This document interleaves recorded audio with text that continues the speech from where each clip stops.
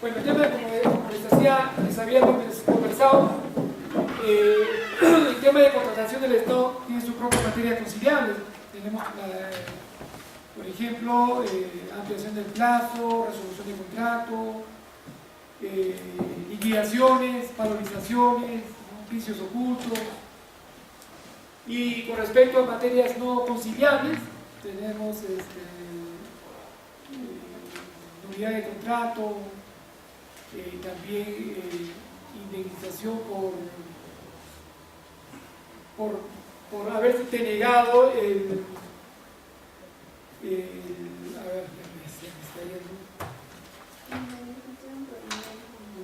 ¿por? Ya. A ver. Mire, dentro de materias no conciliables tenemos, a ver, está ahí. Más adelante está Bueno, materia conciliable, materia no conciliable, ¿no? Acá tenemos la materia no conciliable, nulidad de contrato, enriquecimiento sin causa o indebido, aprobar o no las prestaciones adicionales, indemnizaciones que deriven en la falta de aprobación de prestaciones adicionales. A ver, vamos a analizar primero las materias no conciliables, materia conciliable. Pasamos a materia conciliable. Entonces, en la ley de contratación del Estado establece como materia conciliable las pretensiones determinadas o determinables que versen sobre derechos disponibles de las partes. Si esto lo aplicamos a la contratación del Estado, vamos a tener que son pretensiones determinadas, o sea, pretensiones determinadas son aquellas que se presentan al momento, ¿no?, de iniciar la conciliación a través de una solicitud de conciliación, ¿no?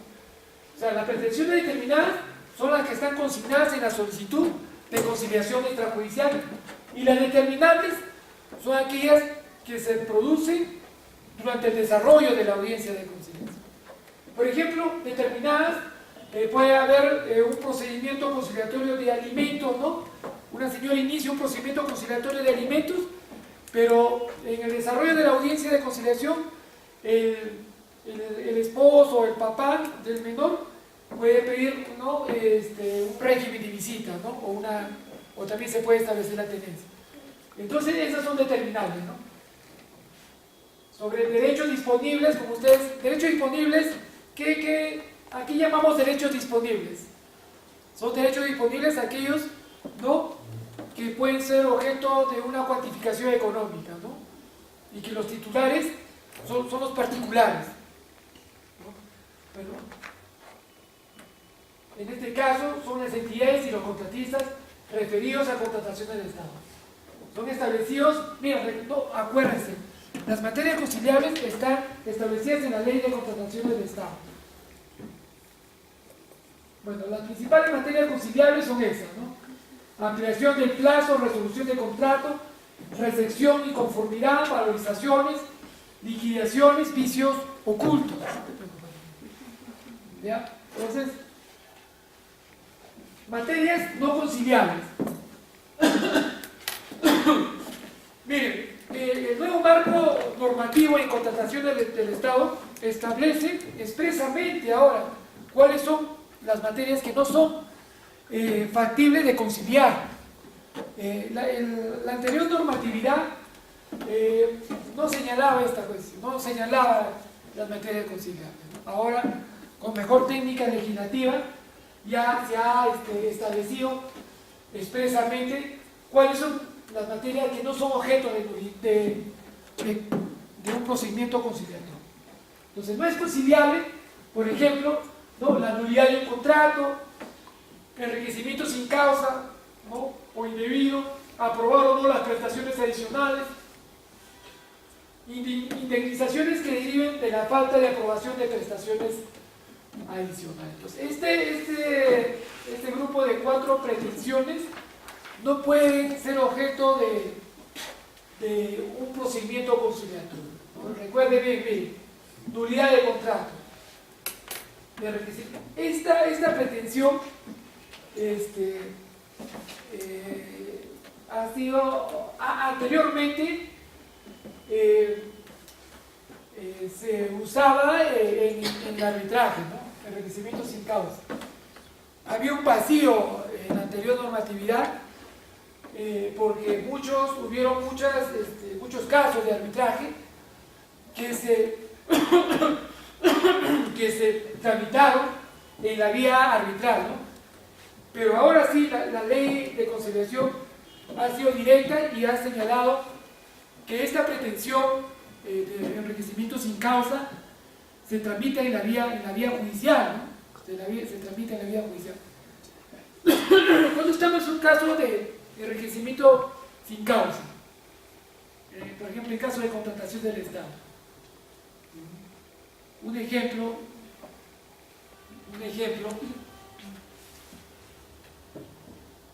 un cobro indebido por parte de la empresa puede ser, por ejemplo, no habiendo adicionales y se cobre, ¿no?, indebidamente. Ya. El caso indemnización por enriquecimiento indebido. Miren, el caso más común es de cuando un contratista presta un servicio sin haber suscrito un contrato.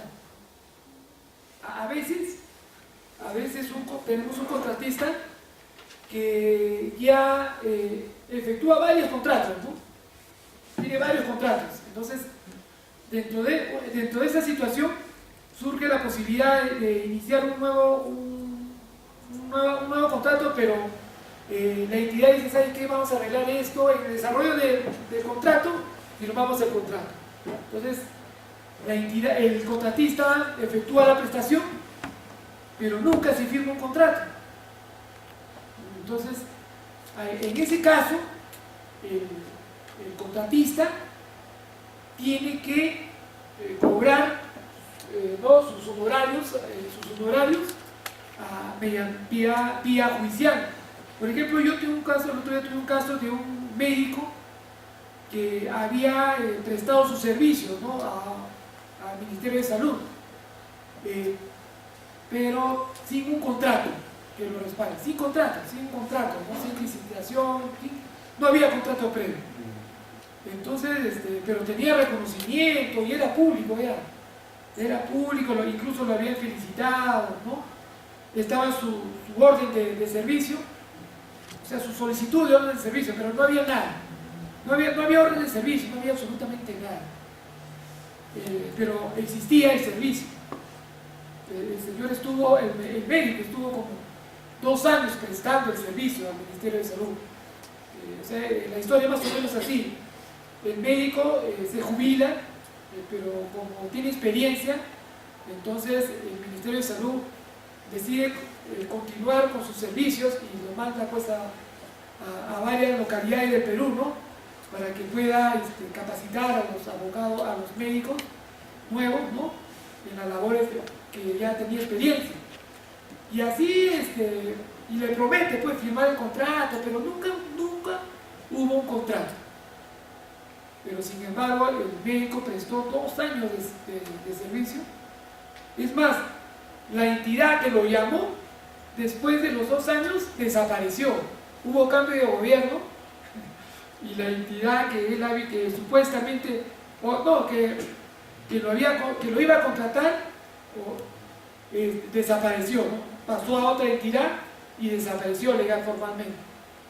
Entonces, en ese caso, cuando no existe un contrato y existe la prestación de un servicio, no por un particular a una entidad, entonces lo que tienen que usar ustedes es el enriquecimiento sin causa, ¿no? Nulidad de contrato, ya eso sí. Bueno, publicidad de la conciliación, ya hemos hablado que en tema de contratación del Estado, la conciliación, el acta de conciliación y el acuerdo es público, ¿no? ¿Por qué es público? Porque están en juego los recursos. los recursos públicos, ¿no? La entidad está obligada a registrar en el SEACE el acta por acuerdo total o parcial dentro del plazo de 10 días, ¿no? De expedido. Ahora, ¿qué sucede? ¿Qué sucede si la entidad no registra el acta de conciliación? ¿Ustedes consideran que sería válido esa acta o no carece, o sería irrelevante? Sería irrelevante debido a que a partir del SEACE es que se derivan los presupuestos. Ya. O sea, mi interrogante está en el sentido de que el hecho de que no se publique el acta de conciliación en el SEACE, eso implicaría que el acta de conciliación pierde la calidad de título ejecutivo, o eso no interesa. A ver, lean. ¿Ustedes qué consideran? ¿Consideran que perdería la calidad? Mira, acá hay una opinión. Busquen esta parte. Hay una opinión del OCE. Hay una opinión del OCE.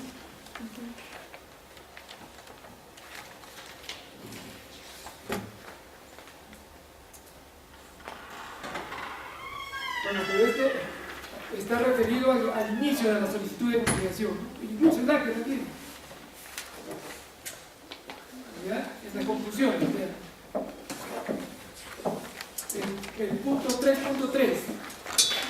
Bien, el punto 3.3.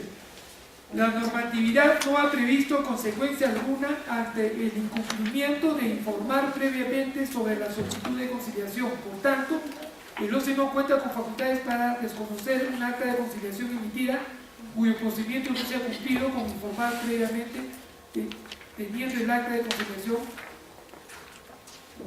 validez legal. Entonces, es irrelevante, ¿no? Para el OCE. Es irrelevante para el OCE el hecho de que no se comunique, que no se publique el acta de conciliación.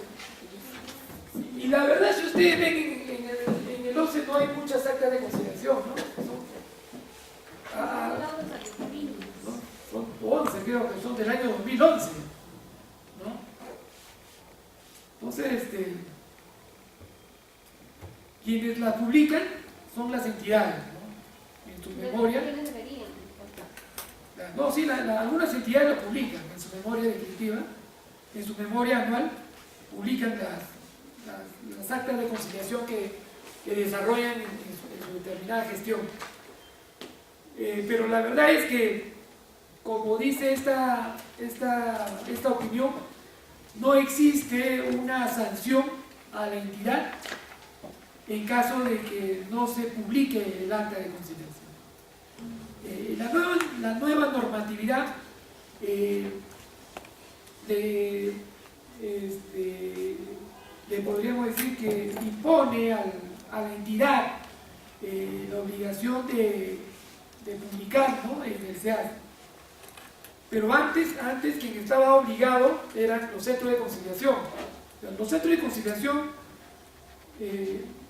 antes estaban obligados, con la anterior norma, en caso de que se lleve un acuerdo, estaban obligados a remitir el acta de conciliación al OCE, ¿no? Y justamente esas actas que están publicadas son por esa obligación. Pero no son todas, pues es en todo el Perú. No es real, ¿no? No es real, sí. Ya, entonces, otra característica que deben conocer es que qué controversias se llevan a conciliación en caso de contratación del Estado. Son aquellas que se van a producir en la fase de ejecución del contrato. O sea, después, todas aquellas controversias que surgen después de la suscripción del contrato pueden ser objeto de un procedimiento conciliatorio. Aquellas que se producen antes de la suscripción del contrato, por ejemplo, controversias en un proceso de selección, ¿no? Esto, bueno, se va dentro de un canal de un procedimiento administrativo, ¿no? Y se resuelve por el tribunal de los... Entonces, nosotros, o sea, los centros de conciliación conocen las controversias que se suscitan después de que se ha firmado el contrato, un contrato, ¿no? Un contrato de obra, de prestación de servicio. Doctor, una consulta. En el caso de las materias no conciliables, ¿es posible la indemnización Sí. a partir de un contrato, a partir de la nulidad del contrato? Perdón, ¿Es posible la indemnización a partir de un contrato, perdón, de la nulidad de un contrato? cuando se ha declarado la nulidad de un contrato. Ujú. Claro, habría que iniciar un... Pero eso ya no sería a nivel de contrataciones, sino civil. Claro. Entiendo, ¿no? Claro, en la vía judicial.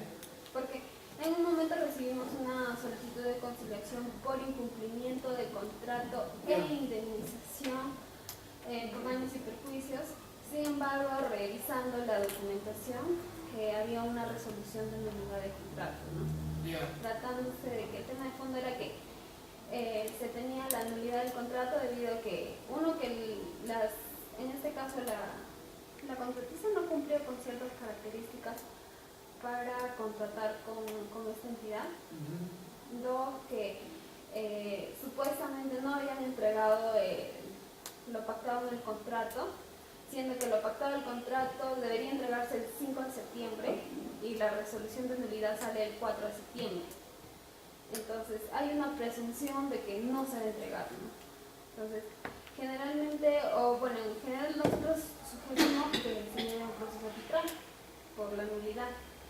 Sin embargo, me parece a mí que tenían unas conversaciones internas con los miembros y decidieron llevarlo a cabo por indemnización. Ellos querían llegar a un acuerdo de indemnización. Entonces, lo derivamos como materia civil. Indemnización por daños. Claro, en ese caso ya caería en el ámbito de materia no conciliable, ¿no? Entonces tendría que recurrirse directamente ya al Poder Judicial. Y en tal caso, entonces ellos tendrían que irse directamente al Poder Judicial o tendrían que llevar su proceso arbitral. Por ejemplo, en el caso de indemnización, en tu caso que me dices tú, tendría que iniciar pues un proceso. ¿Cómo se inicia el proceso? Ellos inician, lo contratan o antes de que contraten. Ha sido una contratación directa debido a que había un estado de emergencia. Había contratación directa. Sí, entonces había un estado de emergencia, firmaron el contrato.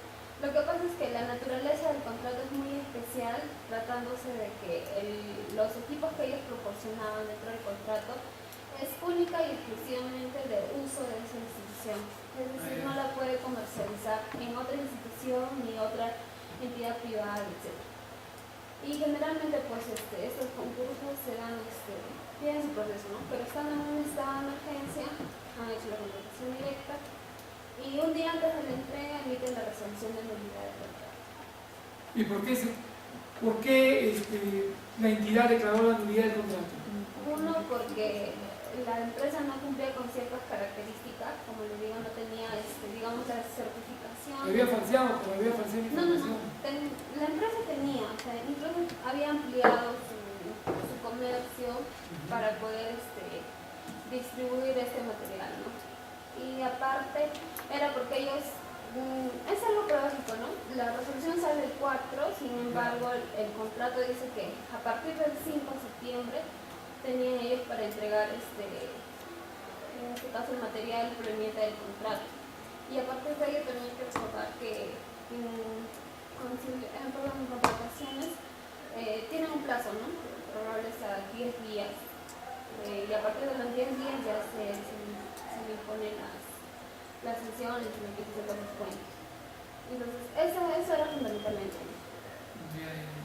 Y otro que supuestamente ya Ellos participan en concursos, se les contrata mediante el estado de emergencia, sin embargo ellos anuncian que en la actualidad ya no había estado de emergencia. O sea, a mí me parece que ha sido muy irresponsable de parte de la entidad, pero sin embargo llegó, pues no está ahí. Entonces, ¿qué se le sugiere? ¿Hacer un proceso arbitral o irse a un proceso judicial por indemnización en el proceso judicial o por nulidad de contrato en el proceso arbitral? Bien, a ver, vamos en materia conciliable, en materia no conciliables, porque en materia no conciliable, al final. ¿Qué materias de indemnización solamente están proscritas? Indemnizaciones, las que están referidas a las adicionales. Al final, sigue. ¿Se podrían ir a conciliación? Lo que quieren es que las demás... Claro, puede ser objeto de un proceso arbitral, ¿no? Pero esto de acá sí es el proceso civil. En tu caso, lo recomendable sería recurrir al arbitraje. Pero si estás en un caso de esta naturaleza, ya sería un proceso judicial. ¿No? ¿Tienen alguna consulta? De lo que hemos conversado el día de hoy. Bien, el día de hoy ha sido una pequeña introducción, que son las características principales que desarrolla una conciliación en contratación del Estado.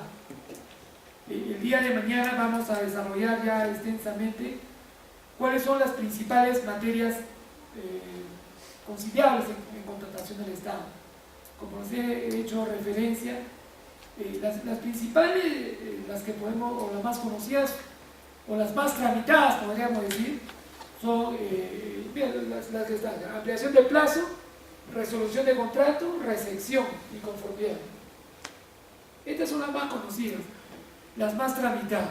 Entonces, ustedes deben conocer estas pretensiones, ¿no? En qué casos procede, cuáles son los requisitos, cuándo no es viable esta pretensión, este tipo de pretensiones.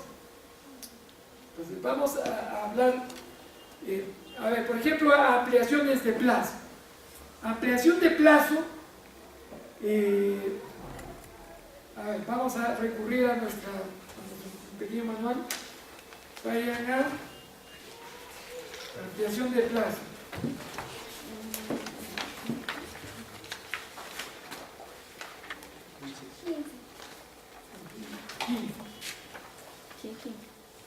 Ampliación de plazo. ¿Qué importa una ampliación de plazo? La ampliación de plazo consiste, como dice, ¿no?, consiste en la extensión la extensión del plazo del contrato, ¿no?, que puede ser otorgado por la entidad, ¿no? Bueno, dice, la ampliación del plazo contractual consiste en la extensión del plazo previsto en las bases por una entidad para la ejecución de un contrato de suministro de bienes, servicios u obras, en función de las cuales a las causales establecidas en la Ley de Contrataciones del Estado. Esta pretensión corresponde exclusivamente al contratista, ¿no? Importa el derecho que tiene el contratista para solicitar a la entidad la modificación del plazo de ejecución de un contrato de suministro de bienes, prestación u obras, con la finalidad de terminar la ejecución de un contrato. Entonces, es muy importante que nosotros conozcamos cuándo procede esta figura, ¿no?, para poder aplicarla bien, ¿no?, y poderla utilizar ya cuando nosotros estemos trabajando, asesorando a un contratista, ¿no?, o también trabajando en una entidad del Estado, ¿no? Entonces, ¿por qué es importante que conozcamos a profundidad las causales, ¿no?, los efectos de una ampliación del plazo? ¿Por qué? Porque te va a permitir, con respecto a la conciliación, en qué casos se puede conciliar, ¿no? ¿Ello por qué? ¿Por qué le digo esto? Porque hay muchas, mire, yo he estado analizando muchas actas de conciliación que no ha debido, o sea, no se configura un plazo de ampliación del plazo, o sea, no cumple con los requisitos, ¿no? para que se pueda conceder una ampliación del plazo.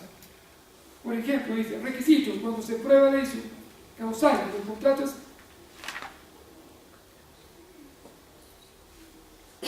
Dice, cuando se aprueba adicional, siempre y cuando afecte los plazos. Ya, pero lo que yo voy es que la ley establece, la ley de contratación del Estado, establece determinados requisitos, ¿no? Para la viabilidad de una ampliación del plazo. Entonces, nosotros tenemos que conocer cuáles son los requisitos para, en función a eso, a verificar que se puede, que es viable un acuerdo conciliatorio en determinada situación, y también en determinada situación no es viable la conciliación, ¿no? Y no caer en una acta de conciliación inejecutable, porque hay, lamentablemente, señores, en tema de contratación del Estado hay mucho desconocimiento por parte de operadores de la conciliación extrajudicial, que no conocen a profundidad estos temas de contratación del Estado, no conocen las causales, los requisitos.